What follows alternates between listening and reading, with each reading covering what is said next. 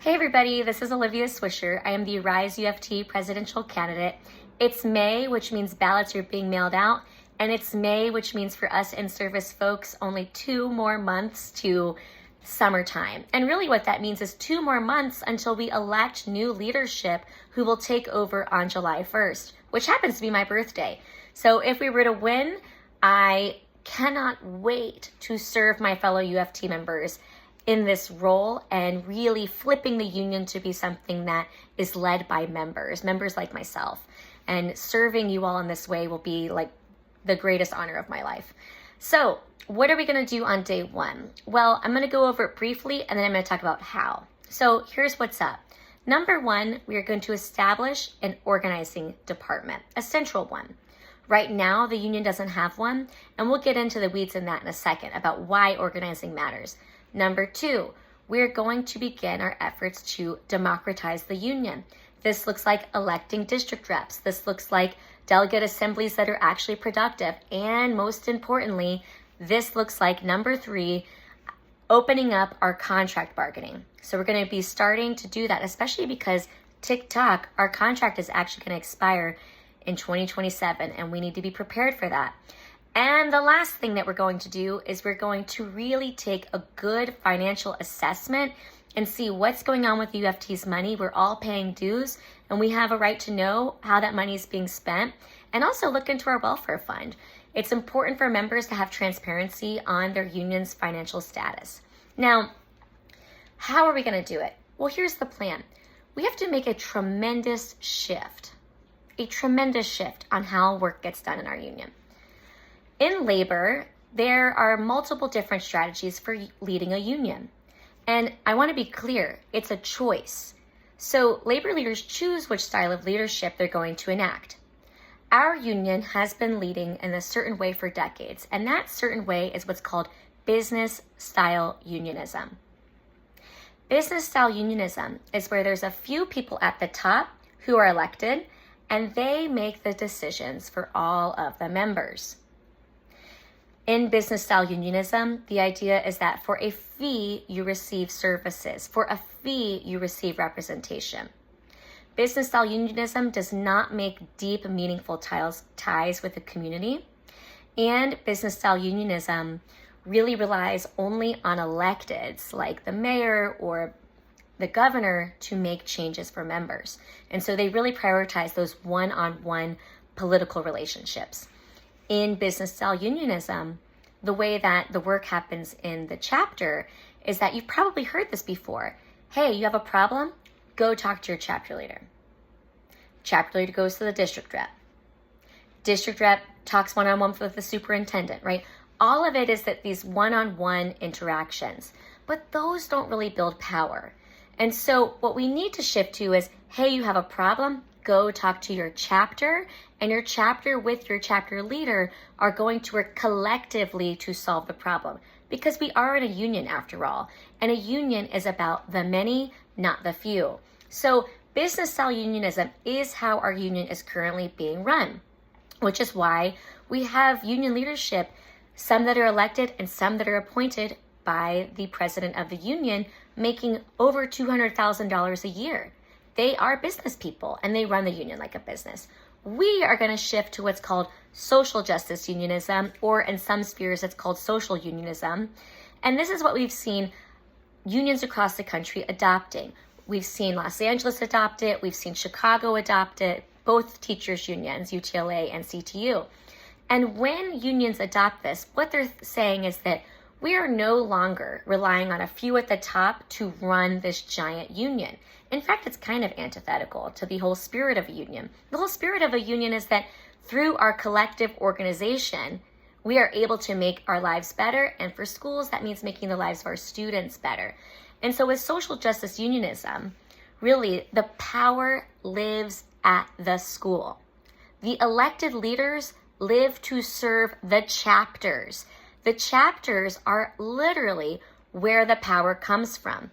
And the chapters help inform what happens at the district level and what happens at the borough level and the city level.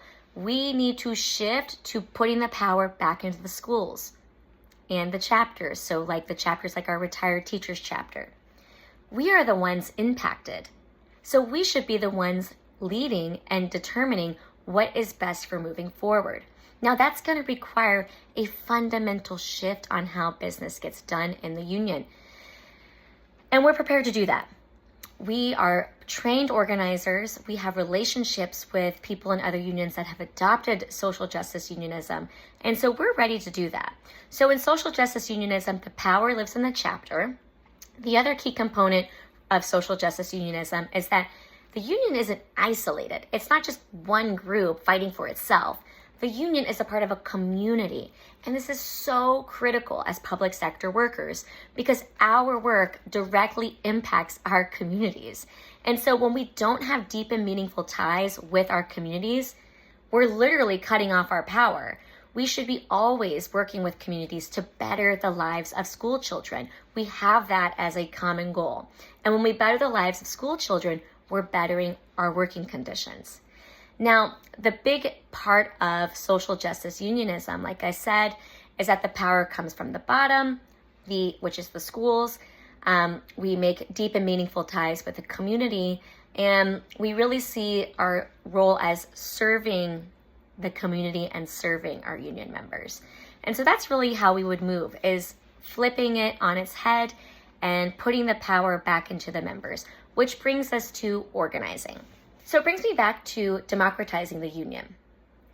Right now, so many decisions are made for us, but without us, as if we simply can't understand things. We are highly trained educators. We make over 1,500 decisions a day. That's, the current data on what it's like to be a teacher and anyone who's working in a school. So we're very capable of understanding complex ideas.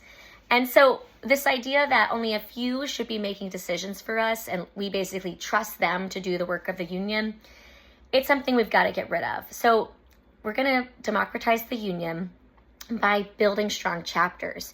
And how do we build strong chapters? Well, we have to give chapter leaders organizing training. Actually, right here, a lot of chapter leaders probably received this book this year. Yay! Yes, this is from Labor Notes, Secrets of a Successful Organizer. I am, in fact, a Labor Notes trainer, and I have trained organizers and unionists all over New York City and multiple sectors, not just in education. But it's interesting that we ourselves don't receive such training. For Chapter Leader Weekend, you might have received that book and they refer to the book, or they might walk you through parts of the book, but the leaders of the union themselves haven't been fully trained in this style of organizing. And so it does require training. We are prepared to provide that training for UFT members because we are actually trained to give that training.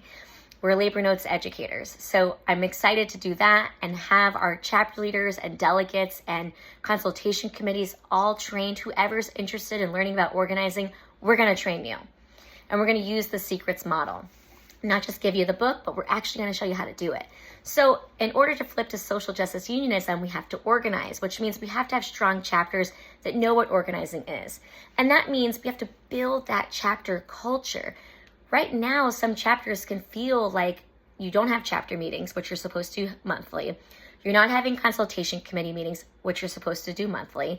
And your chapter leader might hold all the power, but no blame on them. That's actually how we're trained by the UFT leadership.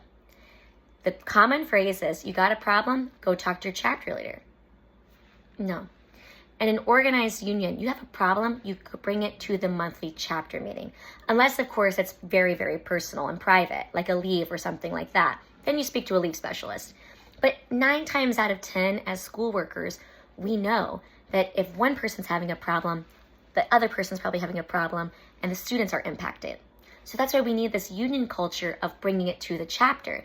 And the chapter will determine what is the next step. Now, the way we're trained is, there's a problem, let your district rep know as a chapter leader. There's a problem, let your district rep know, file paperwork. That is one strategy, but again, that's that business union strategy, and it's not a classic labor strategy, and it's certainly not a strategy that builds power. So for example, this sounds small, but actually a lot of people might understand what I mean by this. My school last year had to organize because we weren't getting basic instructional supplies.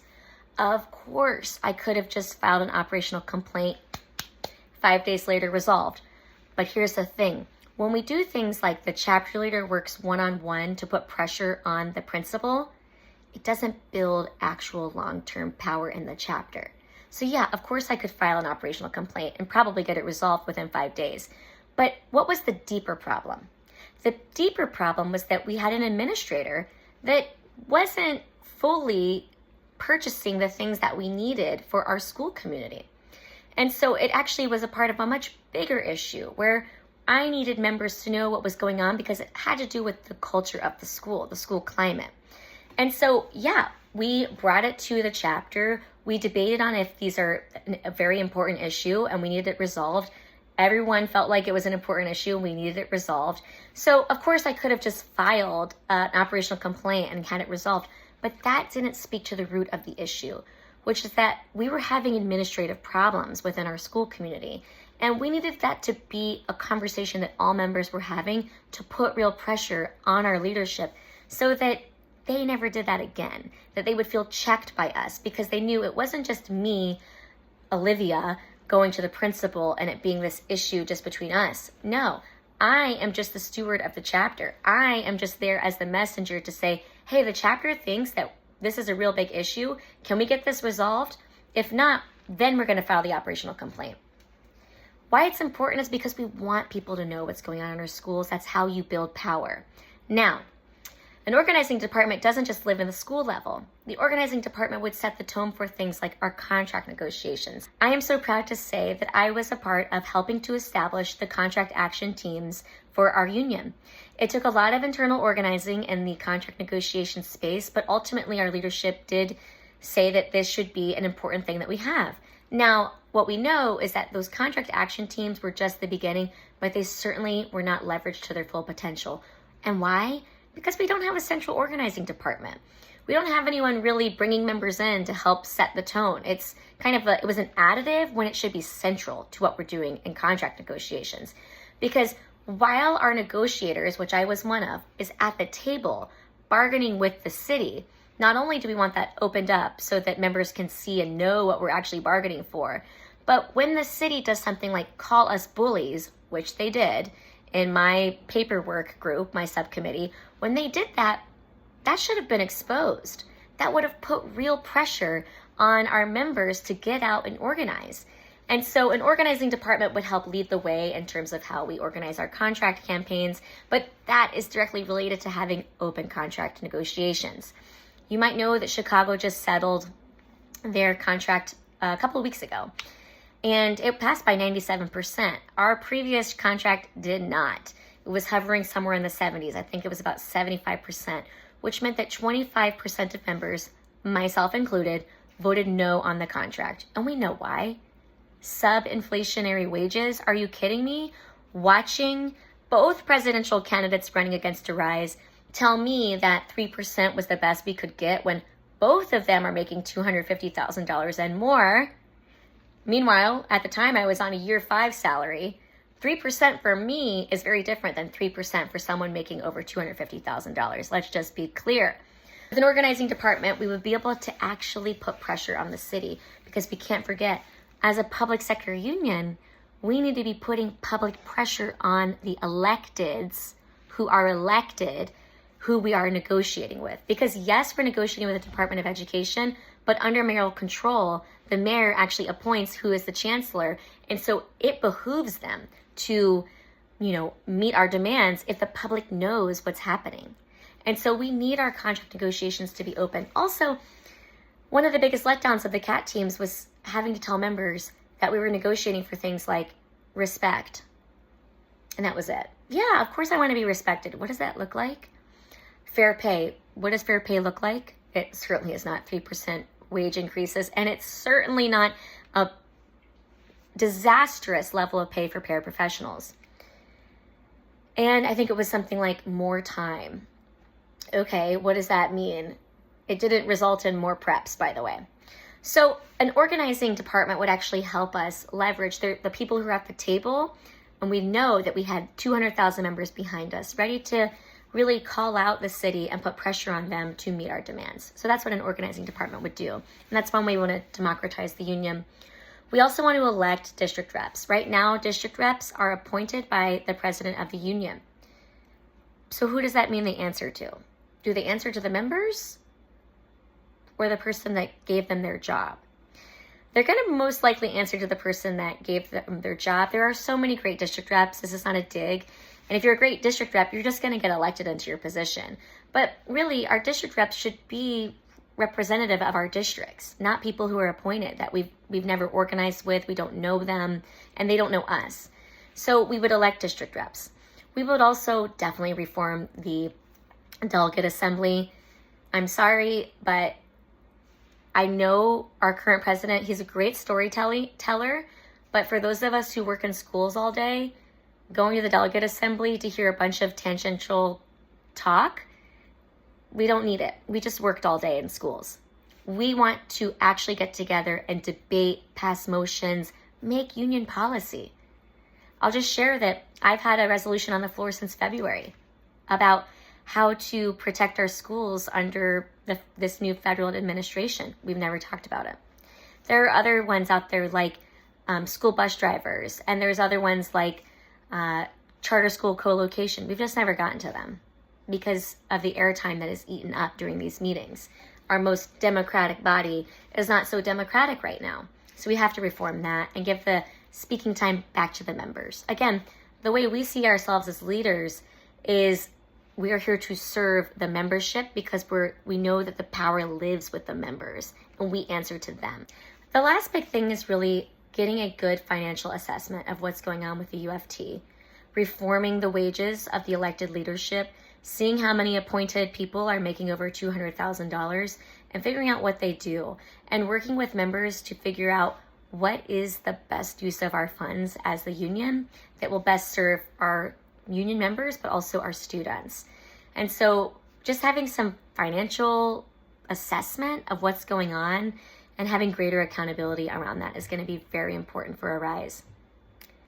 So to recap, here's what we're going to do when we win on July 1st. My birthday, Missy Elliott's birthday, Princess Diana's birthday, RIP, Solange Knowles' birthday, and the first day of our new UFT leadership. We are going to flip the model. No more business style unionism. We're using a different labor strategy. Bye-bye to a few leaders at the top making decisions for everyone. We're going to transition to social justice, or also known as social unionism. The members are the leaders. The leadership serve the members. The members dictate and guide what is happening within the union, and the leaders listen and serve the membership. We make deep and meaningful ties with our communities, and that is how we lead and we transform things not just for ourselves, but for our students. Once we do that, then our top three: democratizing the union so that it better works for members and to better serve our students, because our working conditions are our students' learning conditions. Number two, establishing the organizing department. So critical to have one. We need one. It is dire. And number three, budget and fiscal transparency. We hope that you will vote for Arise. I'm proud to be the only in-service member. I want to end on this note that my goal is not to be a career union bureaucrat. My goal, and the goal of everyone I'm running with, is to serve the union for the next 3 years, do everything in our power, because the clock is ticking, to transform our union, knowing that we're leaving it better than we found it, knowing that we've transformed it into one that puts the power back into the members' hands, and then return to my classroom. Because I am a teacher, I am an educator, and that is my goal. So that when I return to my classroom, we've got a better school system and a better union. So we hope that you vote for Arise. Thank you.